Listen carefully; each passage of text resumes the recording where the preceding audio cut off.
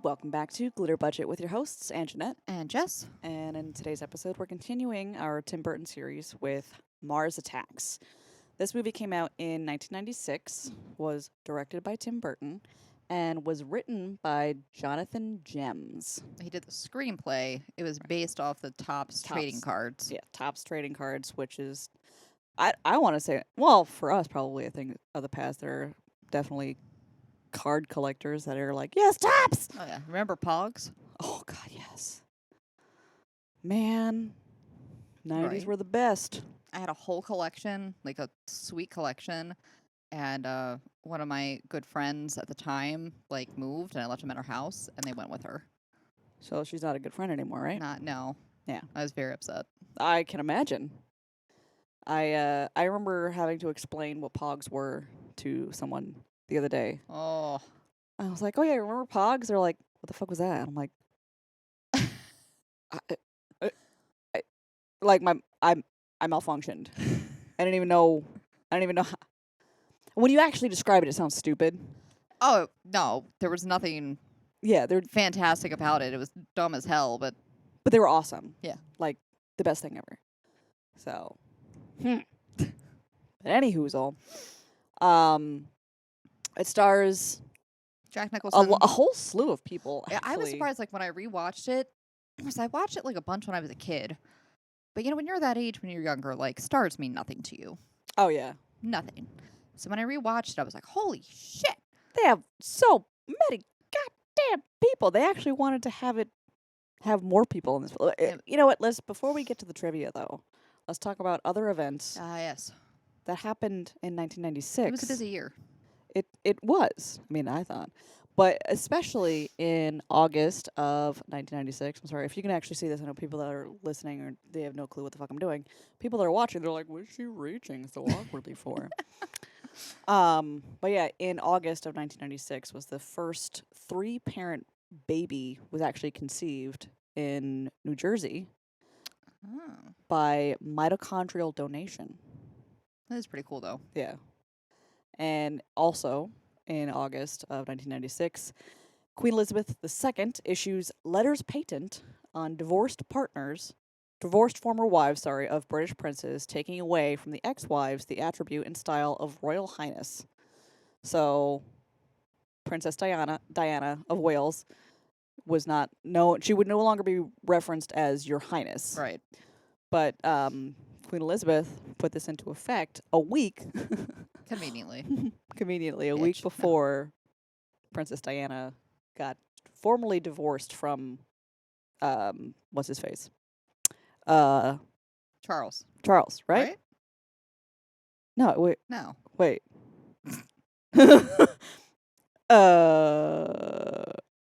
I don't know. It just says the Prince of Wales. Well, I forget what his name is. I thought it was Charles. Dude, I don't fucking know. I knew Diana because she was the most important one. I miss her. Definitely didn't want to get married to her. Why? He was in love with Camilla. She was taken by somebody else. Oh, I thought you said you weren't in love with her. No. Like, how could you not be in love with her? She was amazing. But anyway, yeah, so I think it was a little bit like, oh, you're getting divorced, huh? Well. And just made sure that these people could no longer be referenced as Your Royal Highness. Yep. A little It was a quick jab. yeah. Very passive aggressive jab. You're like, oh, well, you're divorced? Well, you're no longer Your Highness. Just picture her saying that like that, but with a martini and her little corky in her lap. Oh my God, yes. And the corgi would be like, oh God. But also Osama bin Laden writes, the declaration of jihad on the Americans occupying the country of the 2 sacred places, a call for the removal of American military forces from Saudi Arabia. We all know how that went. So, yeah. Can't say we weren't warned. Yeah, I mean, say what you want to say, but Wasn't like we shouldn't have seen this coming. yes. Oh, well. But Anyways, back to the movie. Yeah. So there are a whole slew of people in this movie. Like the opening credits just kept going. Right? So I forgot that Natalie Portman was in it. Yes. And Jack Black. Right? For like a hot second. Like, yeah, this is true. But Jack Nicholson, Glenn Close, Michael J. Fox, which was the last movie that he was in. Yeah, I think he'd done television stuff afterwards, He but done. he had done. Okay. Not he done did it. He done did some television shit after that. Some voiceover. Yeah, and that's what he done did. Sorry. Jackass. But speaking of the hillbillies, I thought that there were a lot of different stereotypes in this movie. There really was, though. Like, oh boy, there are some things you can't do now that they did in that movie. Like when they had that one kind of androgynous person stand up and be like, "Do you think that they have two sexes like we do?" Oh, yeah. But they almost had like a weird, like computer generated voice. Yeah. I'm like, It almost like, I feel like it like purposely didn't match the way that he looked. or she looked. Don't assume they're Jenner. Jenner? Like how? We're having a rough go with things. Bear with us. Gender, not like Jenner. That's not. I wasn't being that asshole. Okay, I was not. I believe you only because we both been like royally screwing up This has been all day. the third or fourth take that we've tried to record this episode. I want to say the fourth. It took us a good 20 minutes to get our shit together to start recording. Yeah, it wasn't good. I mean, any good podcaster would have stopped it at this point and started over again, but we're not going to do that. Oh no, guys, you're just gonna. This is what you get. This is why you subscribe to Glitter Budget. So you're welcome for this. Anyway, back to the cat. Can we get on topic? Gosh, Wow. Who else would you like to mention in the cast? there. Lucas Haas. Ah, yeah. Yeah, Lucas Haas was when I saw that name. I was like, why is that so familiar? And then I saw him in his ears, and I was like, there you go. That's what that was. And there were a lot of like, kind of like a Tim Burton trademark is to reuse people that he's had in previous movies that he's done. Yeah. Not he done did, but that he has Yes, done. Yes. And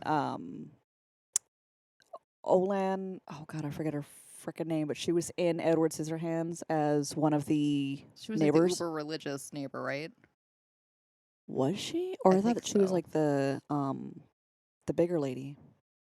One of the gossipy neighbors. Not the one that like tries to rape Edward, but the other one. I don't know. I thought it was this uber religious girl. I don't know. Whatever. She was in Edward Scissorhands, and oh my god, who else was in other movies? Why do we record? I don't know. Jesus. Anyway, back to this movie. As I know, Jack Nicholson was so excited though to work with Tim Burton again that when Tim Burton was like, "Hey, doing this movie, do you want to do it?" He was just like, "Yes." Do you want to read the script? No, Don't care. he just wanted to do it. And what they were going to do, because Jack Nicholson actually played two different characters. He played the president of the United States, and he played like this really I like thought that was him. an asshole guy that's trying to open up this casino hotel thing. Yeah. And I was thinking the same thing. I was like, that guy looks like Jack Nicholson, but he also doesn't at the same time. I feel like it's the smile and almost like the teeth and like the voice. Yeah, I a was little like, bit. that has to be Jack Nicholson. And then when I was looking in the credits, I was like, oh my god, that was fucking Jack Nicholson. But they were going to have Art Land, the guy that is trying to do like the hotel and everything. That was originally going to be played by Michael Keaton. Oh, that would have been really good too. Yeah. But I don't know what Keaton went off and did, but that didn't end up happening, so Jack Nicholson played both characters. And this is, I think, the only movie that Jack Nicholson plays the president. Yeah, it is. Yeah, which is probably it's not that believable that he would be the president at all, except with our current circumstances. I would totally vote for Jack Nicholson. Over literally Oh, anyone else? yeah. Or over the Cheeto? Over the Cheeto. Obviously. Yeah. Obviously. But I thought that God. was really cool, though. I thought it was great that he enjoyed playing the Joker and working with Tim Burton so much that he was just like, I don't give a shit. What do you want me to do? Play two characters? Die as both characters? Fantastic. It was actually Tim Burton was specifically told that he could not kill off Jack Nicholson's character. So what he went and did was cast Jack Nicholson as two different characters and killed them both off. Yes. Which I love. Yeah, he's just like, fuck you. I'ma do it. I don't care. And the so the little we have this little letterboard thing here that if you're watching you can see it, but if you're listening then obviously you can't. But Use your imagination. yeah, use it. Standard letterboard. But we are going to be putting our titles or a quote from the movie or whatever we're doing. And in this one we have Ack Ack. Which is how the Martians talked. It was like Ack Ack Ack Ack Ack, and they didn't know how they wanted the Martians to talk. So in the script, all they wrote was Ack Ack Ack Ack Ack, and then they just kept it. Yeah. Instead of figuring out a little Martian language for them to speak. I loved it, though. Like, I feel like it made it that much funnier. Yeah, I seriously, I remember watching this when it came out, and this is the first time I've watched it since then. So it's been what, 14 years? Yeah? No. 24? 24. 24 years? 20-some years. How? Wow, I still think that the 90s. Yeah, I Wow. wish. Nope. Jesus. I'm trying to think. My sister's 27. She was born in 92. Over 20 years ago. So that was 24 years ago that this movie came out. So it's been about 2 decades since I've seen this movie. And it is bizarre. It's Fucking bizarre. I don't know. I liked it. Like, I didn't find it bizarre at all, and I thought it was hilarious that, you know, you had the one military guy that was just like, nuke 'em! Nuke 'em now!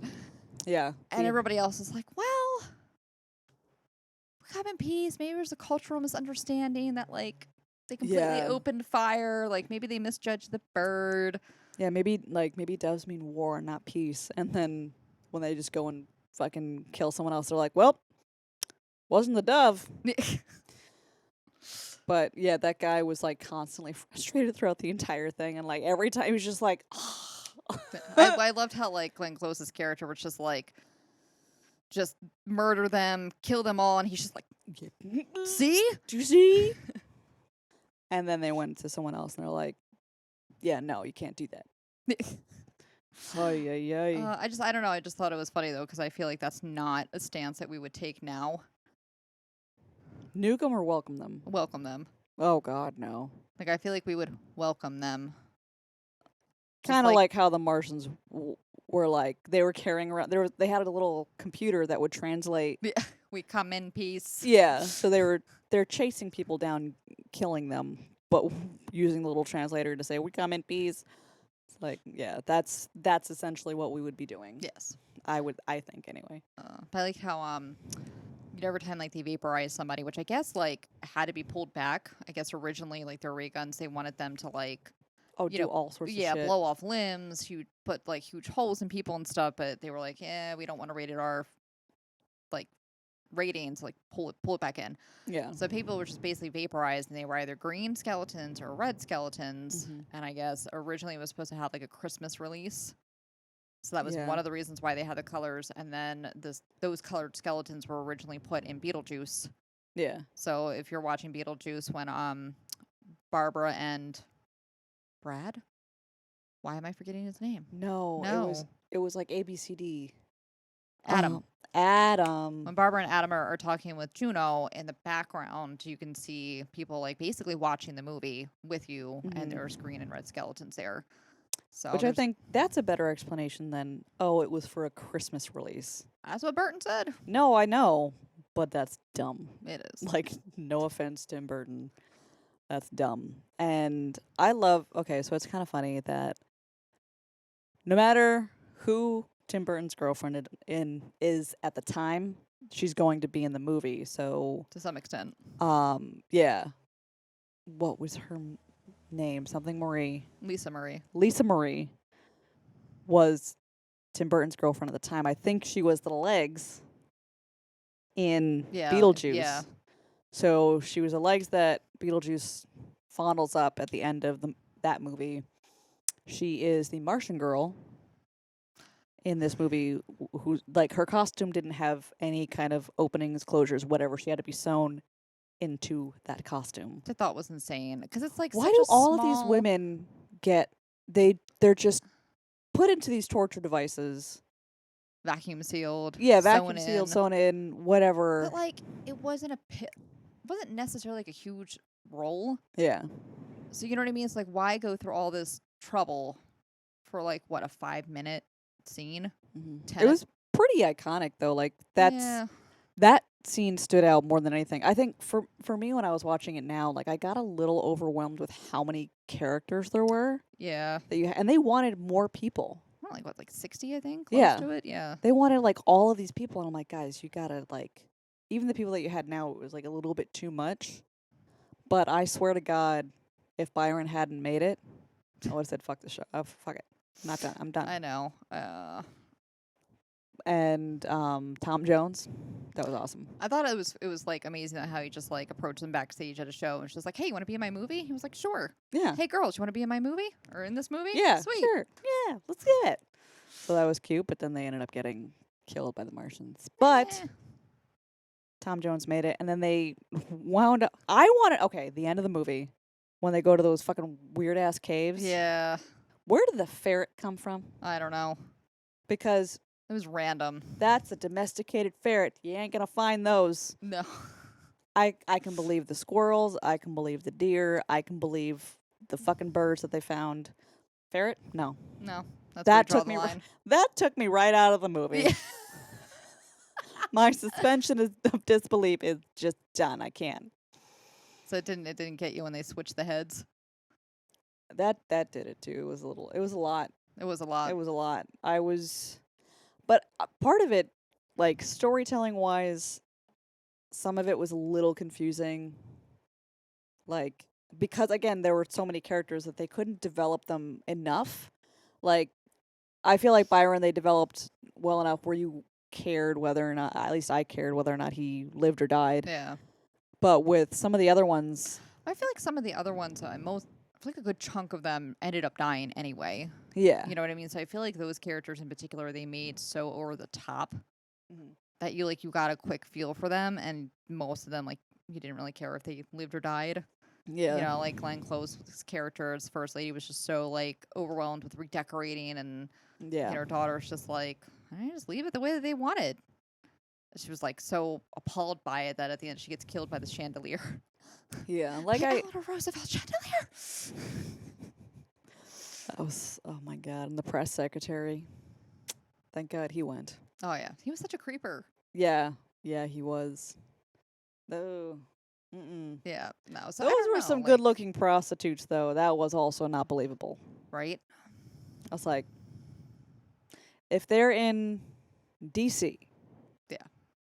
they're not looking that good. No. I'm sorry, but they're not. No, not especially not in that section of DC. And then I'm like, is that like a part of like the appeal to you? You know what I mean? Like the risk of like picking like up a hooker on the street. Like get a call girl. Yeah, Like you got the money.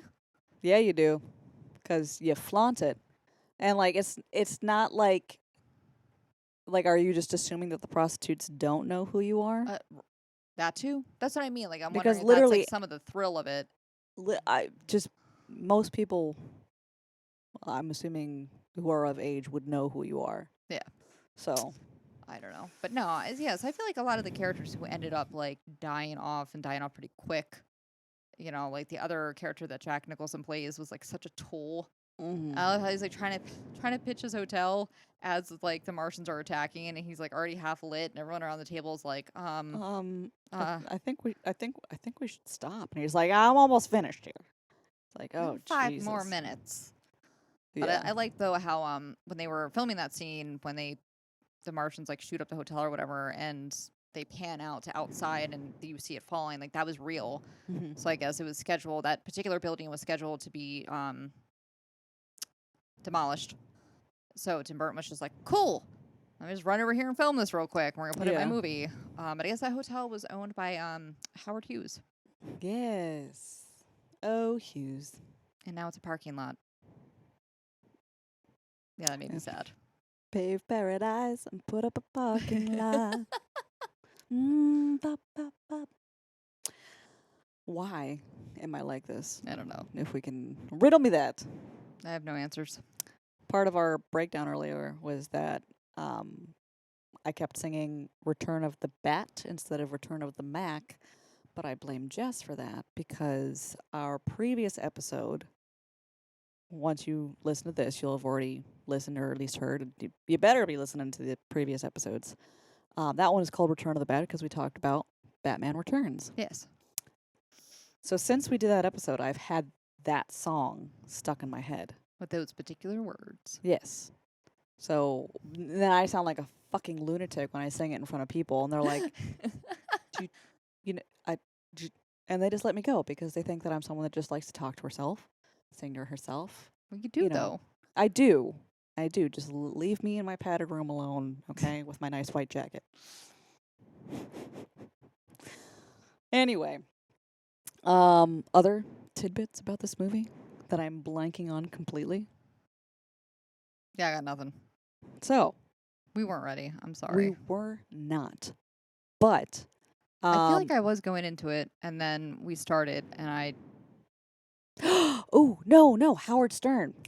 Oh, Very good tidbit about this. So this movie was based off of, like we said, the Topps trading cards, and it's an original concept. Howard Stern watched this movie when it had come out on VHS, because I don't think DVDs were a thing back then.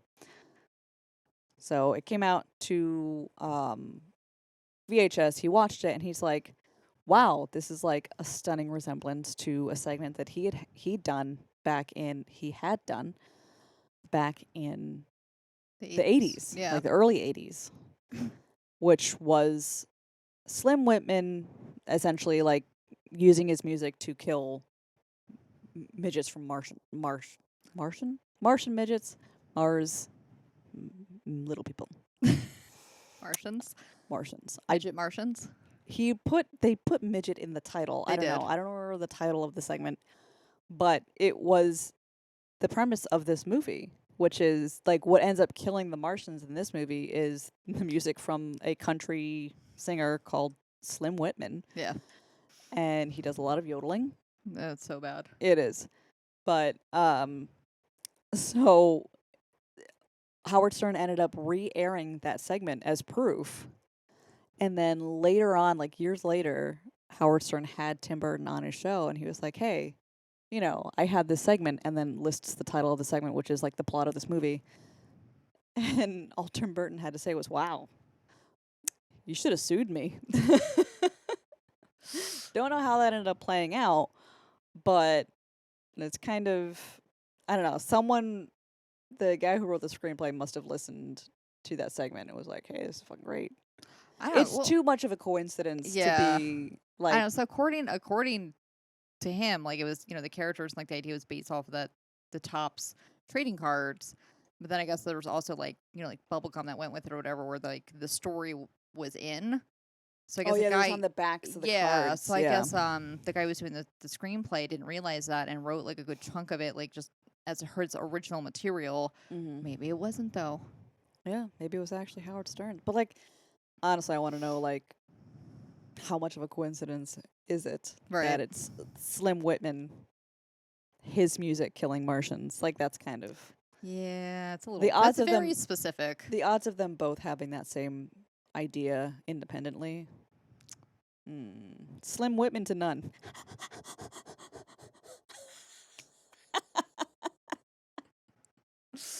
Oh. Anyway, the lady who played the grandma, this was her last, like, feature film that she was in. I think she had done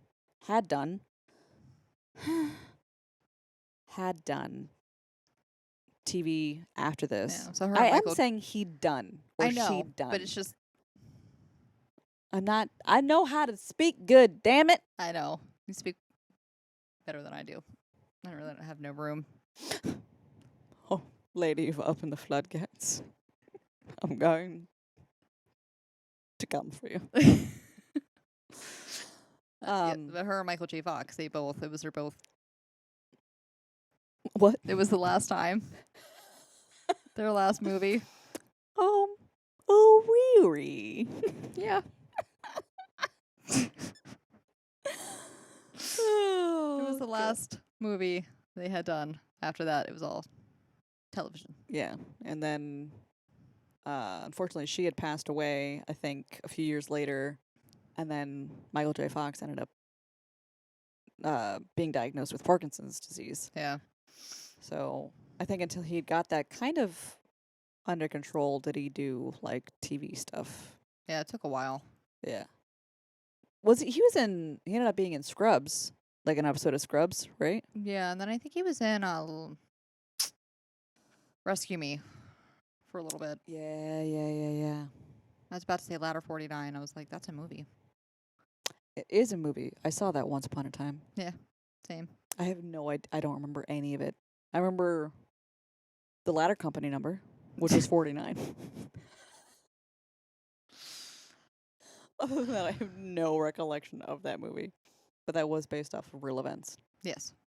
which I remember vaguely from that time. But shoot to what I can recollect now, which is Slim Whitman to none. All right, we're going to wrap this episode up. Yeah, we're done. We're done here. We're sorry. Do you know where you can find Mars Attacks to stream? Because we don't. You can't find it. I had to rent it. Same. You had to rant it. Rant it? You had to rant it. You gotta don't rent it from the cable box. Guys, I apologize for this episode profusely. You can rent Mars Attacks from your cable provider. Yes. Because it is not on any streaming services No. that we could find. No. You can also find all of our if you like our vibe, please like and subscribe. All of our social medias are in the description box down below. And we'll catch you on our next episode. Okay? Final thoughts? No? No. That's it? Yep. All right. We're We'll catch you later. Bye-bye.